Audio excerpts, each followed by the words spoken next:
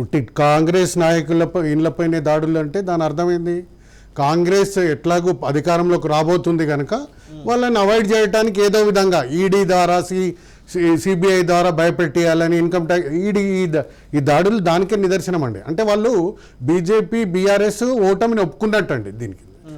నేనైతే దీనివల్ల ప్రజలకు ఒకటి అర్థమవుతుంది ఏంటంటే రేపు కాంగ్రెస్ ప్రభుత్వం రాబోతుంది కనుక వాళ్ళని ఏ విధంగా కానీ వాళ్ళకు ఇంకొకటి తెలియదు మా కాంగ్రెస్ నాయకులు ఎవరు డబ్బులతో పనిలేదండి ప్రజల ఆశీర్వాదంతో మేము పవర్లోకి వస్తాం కానీ వీళ్ళు అనుకున్న విధంగా ఈ ఈడీ దాడులతోని ఐటీ దాడులతో మేము పవర్లోకి రాదో తెలుసుకోలేం. అందుకనే మా పిసిసి అధ్యక్షులు గారు ప్రమాణం చేద్దామని చెప్పారు సార్.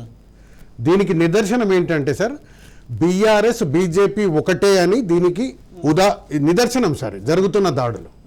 కానీ ఐటీ శాఖ పని ఐటీ శాఖ చేసుకుంటుంది. ఒక పక్క బీఆర్ఎస్ వ్యక్తులకు చెందిన ఆఫీసులు ఇళ్ల మీద కూడా తనిఖీలు చేస్తుంది. దీనికి ఏమంటారు సార్? ఐటీ శాఖ వాళ్ళ విద్యుత్ ధర్మాన్ని వాళ్ళు నిర్వర్తిస్తారు. సమయము సందర్భం చూడండి. నేను అనేది ఏంటంటే సమయము సందర్భము చూడండి.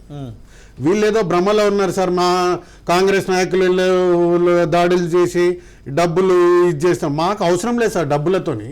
ప్రజల ఆశీర్వాదం ఉంటే మాకు డబ్బులు ఎందుకండి? మా ప్రజలలో ఇప్పుడు మేము ఒక మంచి స్లోగన్తో వచ్చేది మార్పు రావాలి కాంగ్రెస్ కావాలనే నిదానంతో మేము వెళ్తున్నాం సార్.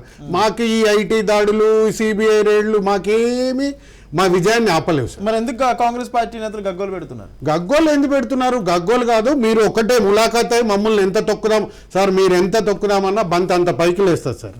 అదే కాంగ్రెస్ పార్టీ యొక్క స్ట్రెంగ్త్ బలము.